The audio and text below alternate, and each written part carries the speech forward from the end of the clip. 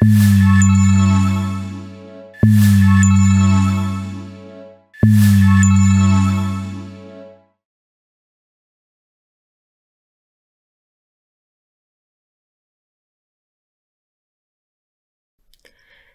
бацгаана уу хүүхдүүд ээ. Өнөөдөр бид үндэсний бичгийн хичээлээрээ урт ихшгийг хэрхэн тэмдэглэдэг талаар мэдэж авах болно. Дэлгэцэндээ ойртон суугаарай хүүхдүүд ээ. Өнөөдрийн хичээлээр үндэсний бичигт урт ихшгийг хэрхэн тэмдэглэдгийг мэдэх, за мөн түүнтэй холбоотой дасгал даалгаврыг ажиллах зорилготой.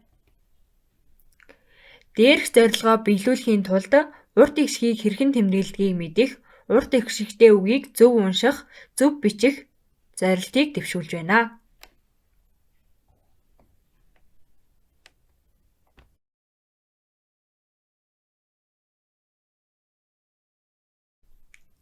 Сунгаж удаанаар дуудаж буй ихшгийг урт ихшиг гэдэг. Тэгвэл үндэсний бичигт урт ихшгийг дараах 3 янзаар тэмдэглэдэг бахнэ. Нэгдүгээрт ихшиг гийгүүлэгч ихшиг гэсэн бүтцтэй, хоёрдугаарт ихшиг гэсэн бүтцтэй, гуравдугаарт дан ихшиг буюу тухайн үгийг богиноор бичээд уртаар дууддаг ийм 3 янзын хэлбэр байдаг бахнэ. Тэгвэл бүгдээрээ дараах 3 янзаар тэмдэглэсэн урт ихшгийг жишээ баримтаар цааш дэлгэрүүлэн авч үзье. Ихшиг гийгүүлэгч ихшиг бүтцтэй урт ихшгийг бичгийн тулд нэгдүгээрт бол хоёр ихшгийн дунд г гийгүүлэгчээр бичдэг ийм нийлэмж бүхий хэлбэр нэг байна. Хамгийн түрүүндээ бид нар жишээ үгээ авч үзье. Жишээлх юм бол нуур гэдэг үгийг бид нар үндэсний бичгээр галиглахдаа наагур гэж галиглаад у гэсэн хоёр ихшгийн дунд г гийгүүлэгчээр бичсэн нэг ийм нийлэмж бүхий үг байна. Им үгэн дээр жишээ авах юм бол г гэсэн үг байна. Энэ үг маань хоёр ихшгийн дунд г гийгүүлэгчээр бичсэн ийм нийлэмж бүхий үг байна. Мөн ихшиг гийгүүлэгч ихшиг гэсэн бүтцтэй урт ихшгийг таних дараагийн нэг зүйл нь хоёр ихшгийн дунд я гийгүүлэгч бүхий нийлэмжтэй бас ийм урт ихшиг байна гэсэн үг.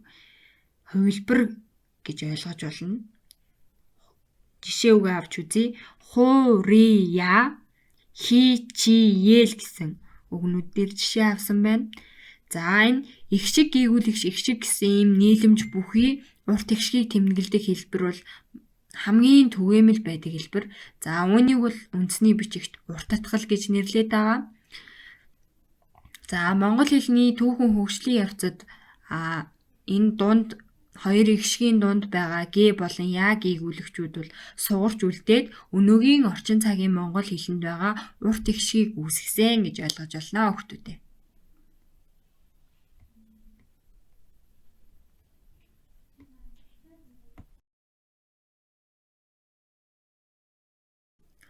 Урт ихшгийг тэмдэглэдэг ихшиг бүтцтэй танилцъя. Үндэсний бичигт урт ихшгийг ихшиг буюу хоёр өөр ихшгээр тэмдэглэдэг тохиолдол байна. Жишээлх юм бол түүх буюу түүх, ндү гээд гэсэн хоёр өөр ихшгээр гэсэн урт ихшгийг тэмдэглэсэн байна. Мөн хоёр ижил ихшгээр тэмдэглэдэг ийм тохиолдол байна. Жишээлх юм бол суу сар гэдэг үгэн дээр хоёр үг давхарлаж хэрэгэлсэн байна. Мөн буур гэдэг үгийг буур гэж галиглаад хоёр ижил ихшгээр урт ихшгийг тэмдэглэсэн ийм тохиолдол байна. Үүнийг ихэвчлэн хар хэлнээс монгол хэлэнд орж ирсэн урт ихшигтэй үгсийг хоёр ижил ихшиг болоод хоёр өөр ихшгээр ингэж тэмдэглэдэг бахнэ.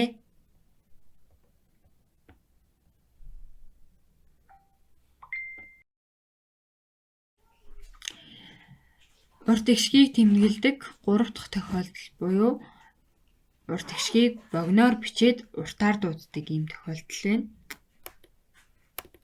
Жишээ үгийг авч үзье.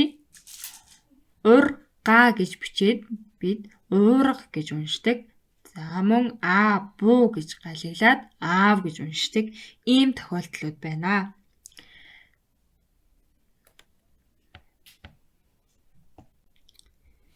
Үндэсний бичигт урт ихшгийг хэрхэн тэмдэглэдэг талаар мэдэж авлаа. Одоо бүгдээрээ дасгал даалгавар ажиллаж өөрийгөө сорьцгоё.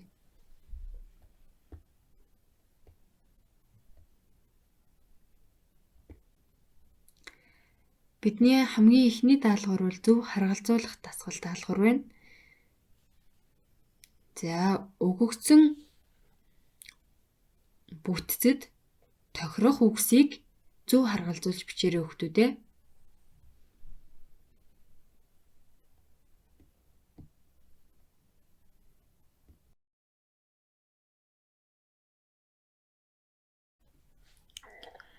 Хамгийн ихний даалгавраа амжилттай гүйцэтгэсэн гэдэгт итгэлтэй байна. Бүгдээрээ багштайгаа хамт хариугаа шалгацгаая.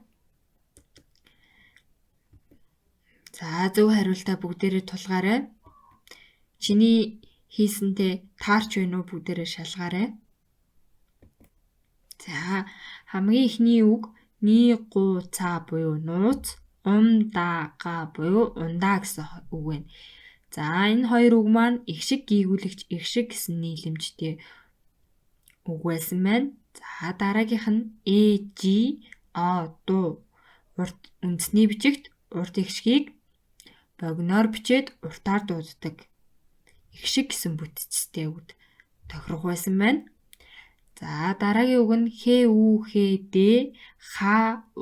ли гэсэн байна. Үндэсний бичигт урт ихшгийг хоёр өөр ихшгээр тэмдэглэдэг хэлбэрт тохирох байсан байна. За хамгийн сүүлийн үг бол буюу дүү, луу банг буюу лууван гэсэн хоёр үг байна. За энэ маань бол урт ихшгийг хоёр ижил ихшгээр тэмдэглэдэг хэлбэрт тохирох үг байсан байна. За дараагийн дасгал даалгаврыг ажиллацгаая.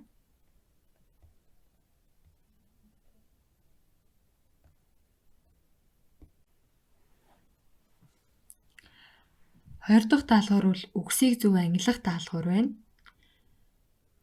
Дэвтрээ 4 багана болгоод за хамгийн ихний багнанд их шиг гэсэн бүтцтэй урт ихшигтэй үгийг 2 дугаар багнанд их шиг гийгүүлэгч их шиг гэсэн нийлэмж бүхий үгийг харин 3 дугаар багнанд 2 өөр ихшгээр тэмдэглэлдэгч уртаар дууддаг үгийг 3 дугаар багнанд хамгийн сүүлийн багнанд богиноор бичээд уртаар дуудаж байгаа үгсийг тус бүр ангилж бичээрэй хүүхдүүдээ.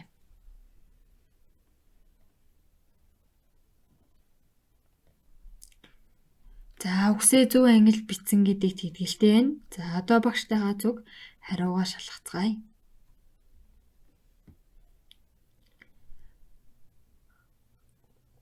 Хамгийн ихний багнанд их шиг гэсэн бүтцтэй буюу хоёр ижил ихшгээр тэмдэглэдэг үгсийг ялгаж бичих байсан.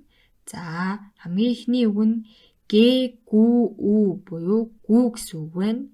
За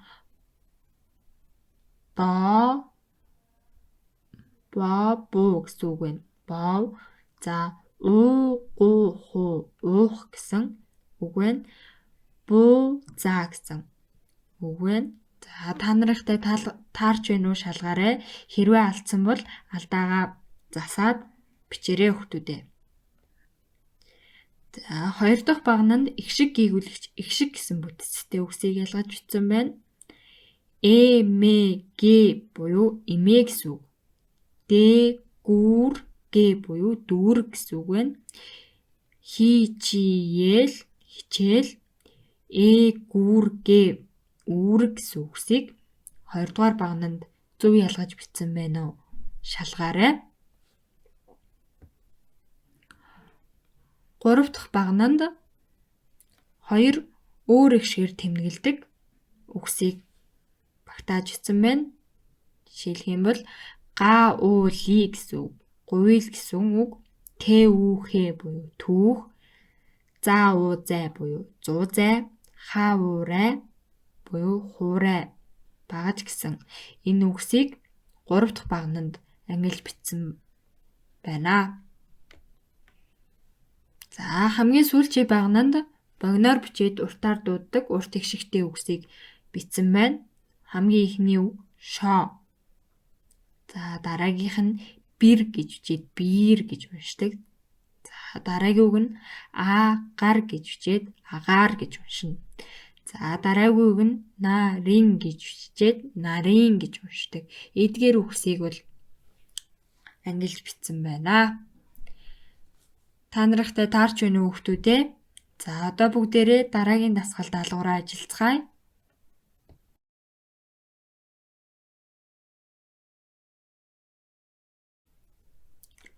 Гурав дахь даалгавар бол хүрд эргүүлж таарсан хүрдэн дэх бүтцэд тохирох 2 жишээг олж бичих ийм даалгавар байна. За багш нь хүрдийг эргүүлээд 5 тоолоод зогсооно. 1 2 3 4 5. За их шиг буюу богиноор бичээд уртаар дууддаг үгийн жишээ 2-ыг олж дэвтэртээ бичээрэй хүүхдүүдээ. За бид нар өмнө ажилласан дасгал даалгаварт байсан үгээ эргэж санаж болно. За мөн эсвэл өөрөө мэдж байгаа өмнөх жишээ авсан үгнүүдээс өөр үг байх юм бол бас бичиж болно. За бодож байгаа төчээрэй хүүхдүүдээ. За бүгдээрээ хүрдийг дахин нэг удаа эргүүлье.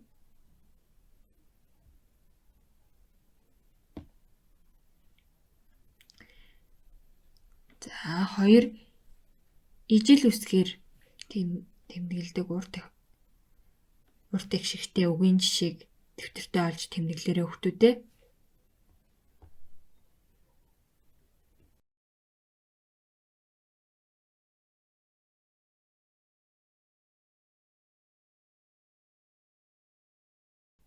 Дөрөвдүгээр даалгавар. Эхийг уншаад урт их шигтэй үгийг түгээрэй. За багштайгаа хамт эхийг уншийе. Урт үедээ арай уншиж чадахгүй бол үгсийн үгсийг багш нь галаглаад ганц 2 үедээ үгийг бол шууд уншаад явъя гэж бодож байна. Их орноо хайрлая гэсэн сэдвтээ бичил их байна. Байгаль дэлхийгээ унган төрхөөр нь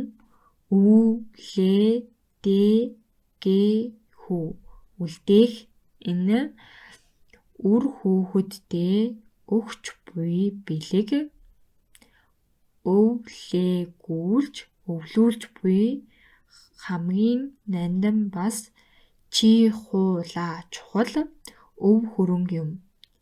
Эрүүл аж төрхийн үндэс нь онгон сайхан байгаль орчин гэдгийг бүгд мэддэг. Харин бид тэр онгон сайхан байгаль орчныг хэрхэн хадгалж хамгаалж байна вэ?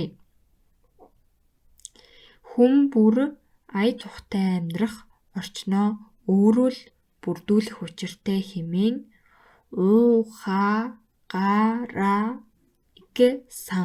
ухаарсан зөв сэтгэлтэй байвал байгалаа онгон нагшин байлгаж чадна гэсэн эх орноо хайрлах сэдвтээ ийм бичил их байна. За ажиглаж агаад урт их шиг орсон үгсээ дэвтэртээ түгээд ичээрэй хүүхдүүдээ.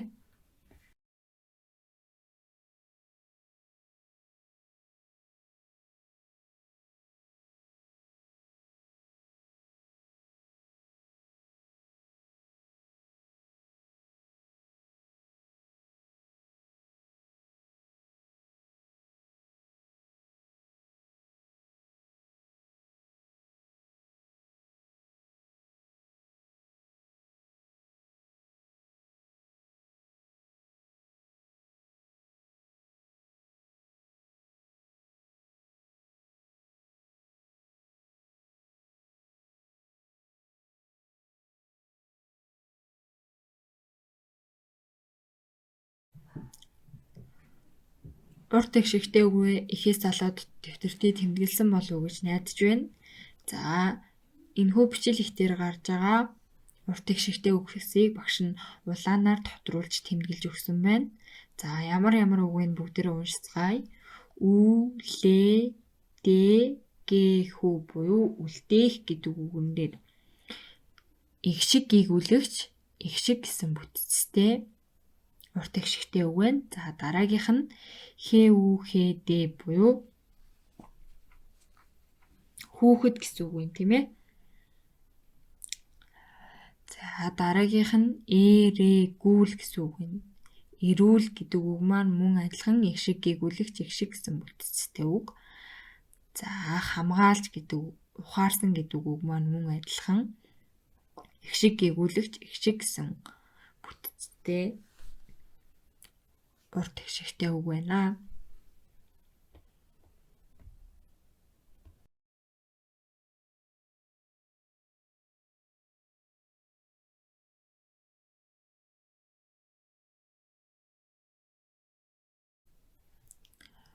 Өнөөдрийн үзсэн хичээлээ бүгдээрээ баттгаад мөн цаана дасгал ажиллая. За заавраа уншия бүгдээрээ зургийг үндэсний бичгээр бичээрэй. За хамгийн ихэнд юуны зураг харагдаж байна хүүхдүүдээ? Тэмээний зураг байна тийм ээ. За тэгвэл тэмээ гэдэг үгэнд маань гэсэн урт их шиг орсон байна. За үүнийг үндэсний хичээлд тэмээ гэдэг үгийг яаж бичдэг бүгдээрээ харъя. Тэмээгээ гэж бичдэг байна. За дараагийн зураг нь ямааны зураг байна тий. За тэгвэл ямаа гэдэг үгэнд орсон урт их шигийг мага гэж утсан байна тийм ээ. За дараагийнх нь юу вэ хүүхдүүдээ? Ямар шоу байна вэ? Хэрэг байна тийм ээ. За тэгвэл хэрэг гэдэг үгийг хэрхэн бичдгийг харцгаая. Хэрие гэж бичдэг байна. За дараагийнх нь юуны зураг вэ хүүхдүүдээ? Бид нарын сайн мэддэг адуу. За зарим нь морь гэж хэлж иж магадгүй тийм ээ. Бид нар урт их шиг үзэж байгаа учраас адуу гэдэг үгнээр хүлэрж авсан байна. За адуу гэдэг үгийг галиглахдаа дуу гу буюу их шиг гийгүүлэгч их шиг гэсэн нийлэмжээр бичсэн байна. За дараагийнх нь ямар амьтан бэ хүүхдүүдээ? Зөв. Мазагалай. Мазаалай. За 6 дахь зургуул бидний идэх дуртай тийм ээ. Манай монголчуудын үндэсний идэх зүйлсийн нэг ааруул байна тий. За тэгвэл ааруулыг бид хэрхэн бичдгийг харъя. Аагаруул буюу ижил их шигээр тэмдэглэсэн байна. За дараагийнх нь хүүхдээ хөдөлсөн байгаа хүн хэн бэ хүүхдүүдээ? Аав нэ тийм ээ. За тэгвэл бид нар аав гэдэг үгийг өмнө бичсэн. Аав. За хамгийн сүүлийн зураг туулай байна тий. За туулайг тэгвэл бүгдээр яаж бичдгийг харъя. Зөв. Та уулай гэсэн үг. За эдгээр үгсээ сайн нүдэлж тогтоогоод цээжлэх хэрэгтэй шүү хүүхдүүдээ. За дараа нь би ямар амьтан бэ гэж асууж байна. За ямар амьтан бэ хүүхдүүдээ? Зөв. Баавгай байна тийм ээ. За баавгайг тэгвэл багай гэж бичдэг байна. Баавгай. Багай. За энэ юу илээ хүүхдүүдээ? Зөв. Монгол улсын төрийн далбаа байна тийм ээ. За тэгвэл далбаа гэдэг үгэнд маань урт их шиг орсон байна. За хэрхэн бичдэг юм бол бүгдээрээ харъя. Далбаага буюу мөн их шиг гийгүүлэгч их шиг гэсэн нийлэмжтэй үг байна.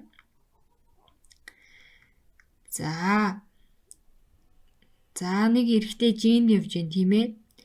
За ямар өнгийн будуулах өмссөн бэ нөө хүүхдүүдээ? За өмссөн байгаа будуулкных нь өнгийг үндэсний бичгээр бичээрэй бодож агаад. За. Тэгвэл цагаан гэдэг үгийг цаггаан гэж богиноор биччихэд уртаар дууддаг бахнэ.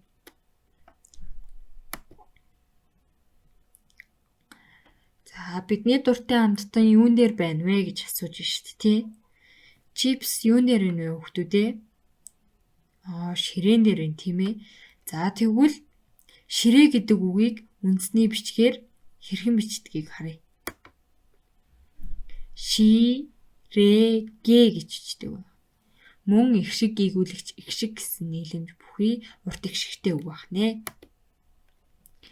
За өнөөдрийн хичээлд идэвхтэй оролцсон хүүхдүүдтэй баярлалаа. Өнөөдөр бол үндэсний бичигт урт ихшгийг хэрхэн тэмдэглэдэг талаар мөн түүнтэй холбоотой дасгал даалгаврыг ажиллалаа. За анхаарал хандуулсанд баярлалаа.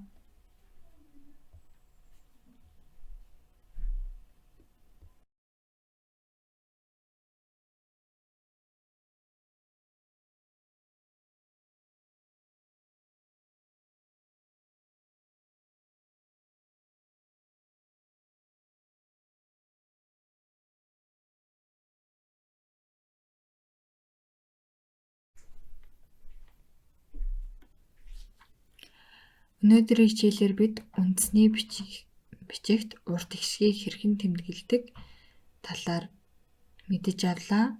За мөн урт ихшигтэй холбоотой дасгал даалгавар болоод эхийг уншиж ойлгох ийм дасгал даалгавруудыг хийлээ. За цаашдаа өнөөдрийн үтсэн мэдлэгээ баттгаад шинэ үг байсан бол түүнийгээ сураад чийжилж ирээрээ хүүхдүүдээ. За энэ зурагт харагдаж байгаа хүүхэд шиг автобусны араас биш эрдэм мэдлэгийн араас шандралгүй гүөх юм бол хэзээ нэг өдөр заавал амжилтанд хүрнэ шүү гэдэг үгээр өнөөдрийн хичээлийг өндөрлөж байна.